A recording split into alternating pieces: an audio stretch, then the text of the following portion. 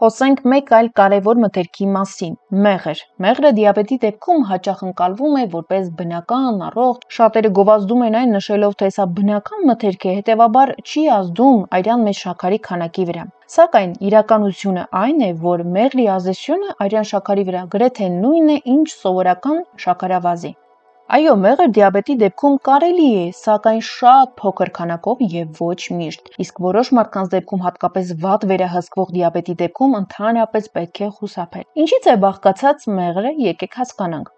Գլյուկոզա եւ ֆրուկտոզա։ Սրանք շատ արագ ներծծվող շաքարներ են։ Այսինքն, եթե մեղրը նույնիսկ բնական է, օրգանիզմի համար այն շաքար է շաքարով։ Արդյունքում այն կրկին արագ բարձրացնում է արյան մեջ շաքարի մակարդակը, կարող է առաջացնել անգամ շաքարի ցատկ, սակայն դիաբետի դեպքում մեր մարմին չի հետաքրքրում, թե շաքարը որտեղից է եկել, շաքարը մնում է շաքար։ Այժմ հասկանանք մյուս հետաքրքիր մասը։ Իսկ մրգերը։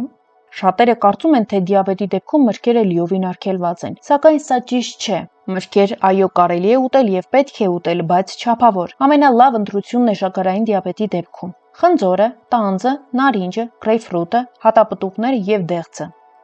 Իսկ խաղողը, թուզը, հատկապես խուրման, բանանը, չրերը, ձմերուկը ցանկալի է օգտագործել փոքր չափաբաժիններով, քանի որ դրանք շատ բնական շաքար են պարունակում։